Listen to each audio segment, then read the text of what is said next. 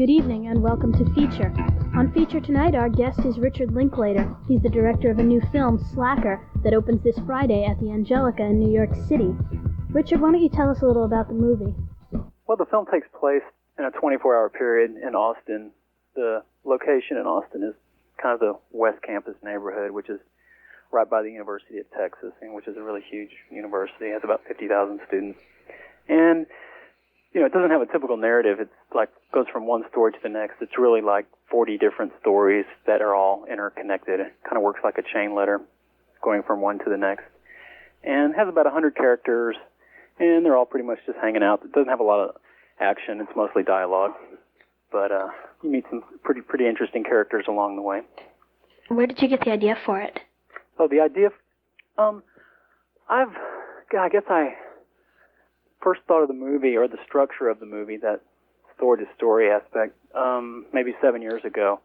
But the actual content, most of it came from like notebooks I've been keeping over the years, just little things that would happen or things I would think. And when I sat down to make the movie, I really just went through my notebooks and picked out, scenes that I thought would fit into this movie. Is it the first film you've done? Yeah, this is the first film. I mean, I've been working on films for about 8 years, but this is the first one that would really show anywhere. So it's not like a total overnight thing, but I was shooting a lot of Super 8. I made one 90-minute film before, but I shot it in Super 8. It's on video, so I've learned a lot. But this was a big challenge to me to work with such a large cast and crew and all that. The things I'd done before have been pretty small films, so that was it, as far as the big personal challenge. How long did it take you to make? Well, we started shooting it in July of '89, and actually, for a no-budget film, we did it pretty quickly. I mean, we shot it over that summer, July and August. When you can't pay anybody, it's kind of, you have to work around schedules and all that. But we did it fairly quickly, and we were finished by that later, spring of '90, I guess. We were first finished with the movie. It was in 16 millimeter then. And then this has been about a year-long kind of coming-to-life process as far as getting the film seen. When you do a film that's kind of out of the, not only is it an experimental narrative, but it's from Texas and no one knows you, it took a long time to get discovered. A lot of festival rejects, a lot of people had to see the film. But I was always encouraged by the audience responses when people did see it. So I kind of always felt it might have an audience. It just took quite some time to kind of catch on with the right people. Did you say you didn't pay anyone? No, I didn't at the time. Everybody worked for total deferrals. Kind of Texans work cheap, myself included. So, but fortunately now I'm able to start paying everybody. So that's been kind of fun because no one expected it. It wasn't about money. No one thought the movie would ever make any money or even get seen that much. We thought we'd show it locally and that'd be about it. But I guess it turned out better than most expected. Was it people that you knew that you used as actors, or did you audition people? Yeah, of the cast of 100, I'd say probably 30 were friends, people either myself or other people in the crew knew would be right for a particular part. The rest, and it's mostly all non-actors. I mean, these people they're not really, a few are, consider themselves actors, but for the most part, they're just interesting people we cast, off the street or already knew or something. So that was one of the, I'd say the working method of the film was to have non-actors. A lot of that came out of my own training, I guess, as an actor. I trained as an actor over the years, so I felt I knew what I could pull off with non-professionals. So that was really the most fun and creative aspect. Actually, a lot of the dialogue, although I wrote like what happens in each scene, I would cast someone and I'd write the dialogue, and then usually the actors within the rehearsal we would rewrite, and they throw in all kinds of lines, and that really, a lot of the humor and a lot of the energy was derived from our rehearsal process. So the actors were very creative in their own right. Did you study film at school, or did you kind of come into it on your own? Did I study film? Yeah. How did you get involved with film and acting? Film, I just kind of came to it on my own. I mean, I started watching a lot of movies and then reading lots, film history, criticism, everything. And then just one day bought a camera. I was living in Houston. I was working offshore on oil platforms. And then I only went to 2 years of college. And then I just saved up money, moved to Austin, bought a bunch of film equipment, started doing it on my own. So I never really went to school. I thought about it, but it just really wasn't for me. I guess I don't know, film was maybe too personal at that time to really like go up before the class and pitch ideas. I think sometimes it can be a mistake to try to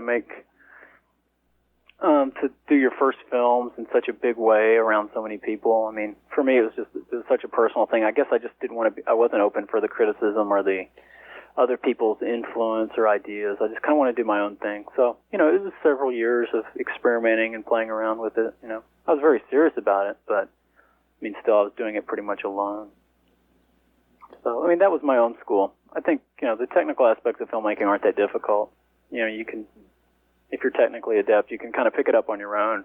The best thing about school, I think, is just the kind of the Cine Club environment where you see a lot of movies and talk about cinema and are very enthusiastic about, the masterpieces of world cinema and the new films and just films from everywhere. And, you need to have that excitement and that stimulus. And fortunately, I knew enough people and had a group of friends that we all pretty much lived cinema. So I didn't really need to be enrolled in school for that because that was happening, around me. So, and to me, that's the major contribution of film school, just to really see every film ever made and know as much as you can about it. The actual making of films, some people would be better off waiting a few years and then doing it a little bit later. What was your favorite part about making the film? I think, to make a film, you really have to at least con yourself into thinking you like all the parts. But for me, the most creative was working with the actors, rehearsing, and that's really where you see the ideas on paper start come to life. So that's fun. And the shooting can be kind of hectic, but I think it was just kind of creating each scene seemed like a whole different experience in itself. So that was probably the most rewarding creatively. I don't know. There's so many aspects to filmmaking. That's why I like it so much, because there's little different parts of my personality that like different aspects to it. So, but I think that, working up the material and rehearsing and actually directing the actors, that's what I enjoy the most. Was a lot of it based from your life? On my life? Well, as much as you can base it on your life. A lot of it's my perceptions or my ideas or kind of crazy thoughts. Some, how you overhear something and it triggers something in yourself and you imagine a scene around it, something like that. So, yeah, my life as an observer, perhaps, which I always kind of felt, on the outside, just kind of examining things. I don't know to what extent I participate in the subculture. It seems to be, they're talking of it in sociological terms. I don't know. It's hard to say where I really fit into that. I mainly just go to movies and read. I don't know. Not that social a person, but I don't know. In one way, it's based on my life, and another, what's originality? It's just, things are in the air. Whatever kind of moved me in some way or another, something I thought was interesting. A lot of the material comes from everywhere, just kind of in the air. The movie starts off with you, right? Yeah, I play the first character in the movie who comes in on a bus and gets in the back of the cab and starts rapping away. Yeah, actually that character is based on this movie I'd made before, Slacker. It's really that same character. He's dressed in the same clothes. He just travels around the country on, trains and cars and stuff. Doesn't really say anything the whole movie. It's mainly a visual kind of structural type of movie. And so this was my imagination of, what if this character just kind of opened his mouth and started talking? So that's really what I saw Slacker as, people trying to communicate and speaking their minds, like whatever's on their mind, this interior monologue I think we all have going on constantly. If they could just open their mouth and in a social situation start speaking just completely what's on their mind and everyone around them treating it kind of like it's normal and, they're communicating. So that was what was interesting to me. Man, there was this book I just read on the well, it was my dream, so I guess I wrote it or something. But, man, it was bizarre. It was like the premise for this whole book was that every thought you have creates its own reality. It's like every choice or decision you make the thing you choose not to do fractions off and becomes its own reality, you know, and just goes on from there forever. I mean, it's like, you know, in The Wizard of Oz, when Dorothy meets the Scarecrow and they do that little dance at that crossroads and they think about going all those directions, then they end up going in that one direction. I mean, all those other directions, just because they thought about it, became separate realities. I mean, they just went on from there and lived the rest of their life, you know, just, I mean, entirely different movies, but we'll never see it because, you know, we're kind of trapped in this one reality restriction type of thing, you know. And another example would be like back there at the bus station, you know, as I got off the bus, the thought crossed my mind, you know, just for a second about not taking a cab at all, but, you know, maybe walking or bumming a ride or something like that. You know, I'm kind of broke right now. I should have done that probably. But just because that thought crossed my mind, there now exists at this very second a whole nother reality where I'm at the bus station, you know, and you're probably giving someone else a ride, you know? I mean, and that reality thinks of itself as this, it thinks of itself as the only reality, you know? The character himself, I mean, that's pretty far from me. People tell me that they always ask, like, what character is you? I feel like a bit of me is all the characters. I feel close to all the characters.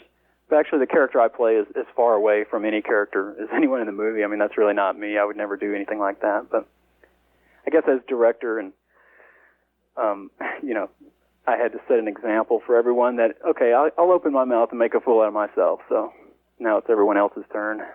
I would say the point of view is probably from one mind, you know, the audience's mind, just as you kind of drift through a day, how you would kind of float from, if you run into one person on the street, then you walk down and run into someone else, kind of that. But it's really not seen from any, like, actor's viewpoint. But, I mean, I really wanted the film to kind of feel like a documentary, even though it's not at all. I mean, it's all kind of intricately planned in its own way. But the structure of it, to keep it, I mean, the camera level is pretty much the same angle. We use the same lens the entire movie. Just to kind of a constant feel and just the long takes. I mean, I wanted it to be perceived kind of as the, you know, the real world coming at you, which, you know, ultimately it's not. But, well, sometimes I think of it like as a one long monologue that is spread out over 100 characters. And the film could be looked at that way. But I don't know. It's really, believe me, it's very difficult to describe this film because, I mean, that's always been a hard selling point, is to trying to describe it. It could be 24 hours in the life of a college town. It could be, you know, one monologue with 100 characters. It could be a look at this subculture of 20-something people, which the labels that people are coming up with are kind of funny, but what is, you know. You use a lot of music. Yeah, very much in the background. That's kind of how you hear a lot of music, you know, outside your own environment where you can control it. It's just, you know, it comes out of cars, it's the neighbor's house, the house down the street's playing it, you know, so I wanted to use it very much source related, but, you know, still very much in the background, with a few exceptions. Did you make it with a particular audience in mind? Did I make it with an audience in mind? Yeah. No, not really. I mean, I guess I just was thinking a movie that I would like to see, you know, that seemed kind of, I don't know. No, I mean, I think it's important to think about an audience, just if you want the film to be at all watchable, or, you know, which I did. I mean, I truly wanted to communicate with people. And, but, you know, you don't have to pander to that audience either. I mean, the audience I had in mind was, you know, educated, intelligent people who could follow something that wasn't traditional and kind of find some humor in it and that. So, I don't know. I think I had a really, pretty demanding audience in mind. Do you see it as a humorous movie? Do I see it as humorous? Yeah. Oh, definitely, yeah. Serious but humorous, or humorous but serious, I don't know. But, yeah, I mean, that often would be in a scene, and it had a very serious tone at first. What I initially wrote had a kind of a serious foundation. In fact, some of the people working on the movie, when it was all finished, just told me they were really surprised how funny the movie ended up. But I think that came out of the working method. I mean, working with the actors and kind of lightening things up a little. But it still has these kind of dark, you know, undercurrents here and there. I mean, some people see it and tell me, oh, you know, the first time I saw it, I thought it was very funny, and last time I saw it, I was kind of depressed by it. Everything seemed futile. These people's lives, everything everybody's doing is futile. So it kind of relates to where their mind's at on that particular day. So, and that someone else would say just the opposite. The first time they saw it, it was depressing. The next time they saw it, I mean, they really kind of thought it was much more upbeat and humorous. So, I don't know. It's really interesting hearing people's reactions to it. It takes place in a college town, like you said. Do you think people from bigger cities would have? I grew up in New York City, and I really liked it. But have you had different types of reactions from people in cities? Yeah, initially I thought it would probably only appeal to college towns or people who are definitely familiar with this environment. But I've been really surprised, not only nationwide, but in Europe and stuff, that people kind of identified, universally. I think there was something else there that they could really grasp. I mean, on one level, you could look at it sociologically, like you're looking at this subculture you might not be a part of. But on another level, I think a lot of the dialogues and what the people are really conveying or attempting to communicate strikes a bigger chord that transcends its,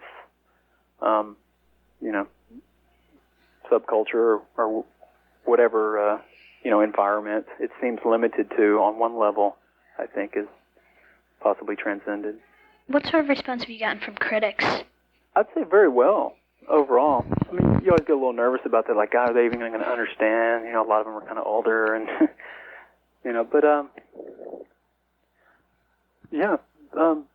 very thoughtful, I would say. I mean, the depth that some go into is kind of interesting, I mean, this is the first thing I've ever done that's, out there for response, and positive or negative. So, but it's been encouraging. I mean, it's not everybody's cup of tea, but a lot of people who I respect have said some really interesting things about it. So, it seems successful on that level.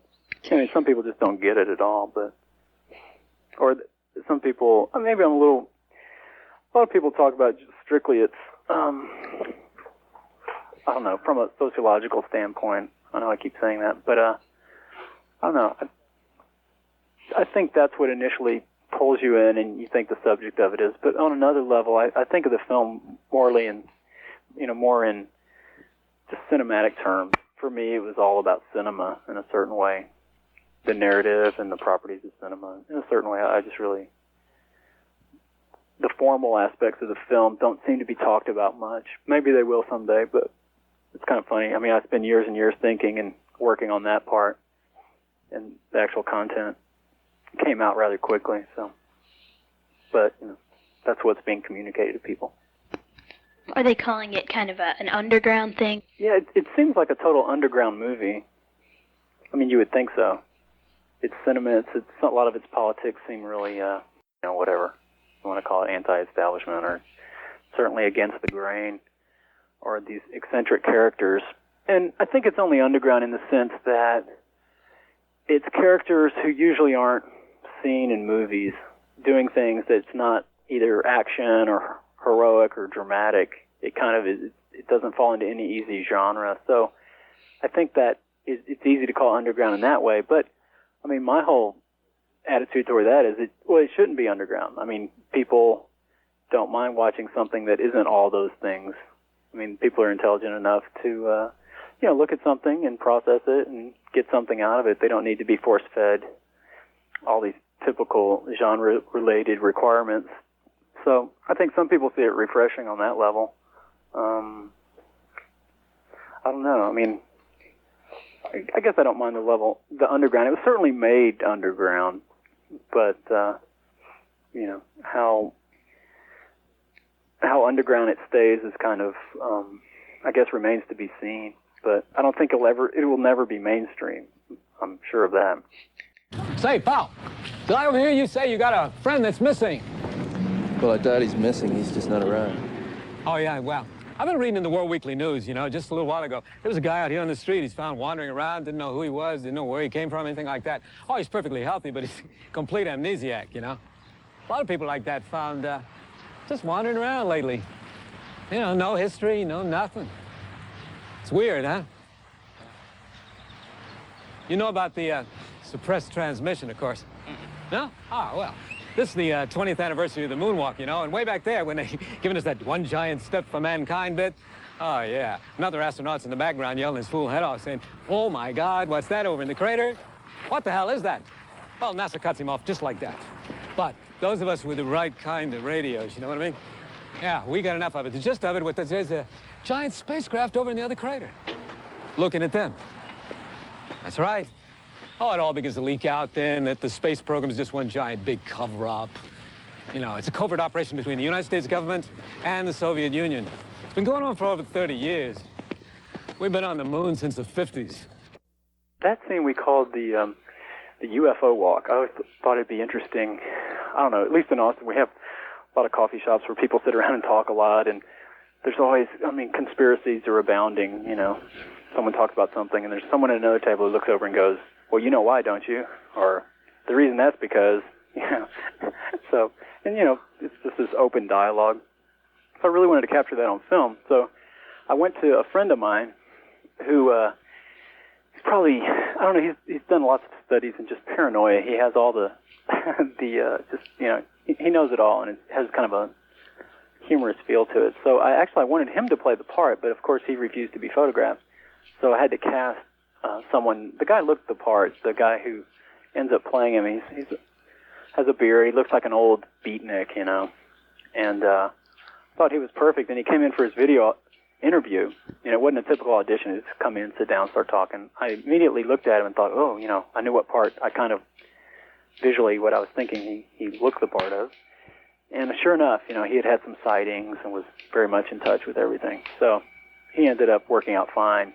But the actual dialogue, a lot of it, I talked with my friend, and, oh, you know, he didn't want to play the part, like I said, but and he also didn't want to be recorded, but I kind of recorded him surreptitiously talking about it all. And then I scripted a lot of it, you know, from that, threw in other little zingers, and then worked it up in rehearsal with this guy. So it was, you know, it was fun. And I really believe a lot of this stuff, too. Okay. Well, right now it's an independent film? Well, it's being distributed, yeah, by an independent, you know, like a distributor that does a lot of foreign films and kind of art films. So. Foreign classics. They did like Cyrano de Bergerac. I mean, on one level of filmmaking, that is mainstream. You know, by Hollywood studio standards, we're, you know, independent, underground. By another level of people making experimental Super 8 and 16mm films and video, I must, you know, the way Slacker's being presented probably seems like, you know, a big commercial thing. So it's all relative to whoever's labeling it. And it's opening in New York on Friday? Yeah, Friday the 5th at Angelica. Are you opening it nationally, or is it just in New York right now? On that day, it's opening in Austin and New York, and then it opens in most other cities just throughout July and August. So, which is exciting. I mean, like I said before, I never really expected it to get out there. So, just this widely. Do you have any projects in the works now? Yeah, you know, a couple scripts. I was really hoping to do another film this summer, but I'm still pretty busy with Slacker. You know, I mean, I'm the producer of Slacker too, so I'm kind of in the mode of businessman or something, just kind of keeping up with things. That's been it's been consuming a lot of time, but I've learned a lot. I think I'm hoping to do a project this winter, and I don't know, I have a couple. You know, I'm always writing and working on stuff, so I have a lot of movies I'd like to do. I mean, by the time you get to do one film, you probably have 5 films that you feel you'll never do. I mean, just ideas, things you'd like to work on. So a lot of filmmakers probably feel like that. I have like 8 films I feel like I could start on tomorrow if things were right, you know. Okay, so the film opens this Friday? Yeah, this Friday at the Angelica, which is, I think, a good place for it. Yeah, they do a lot of, I guess what you'd call underground. Underground. Well, we'll see. Okay. Good luck to you. Well, thanks a lot. Good talking to you.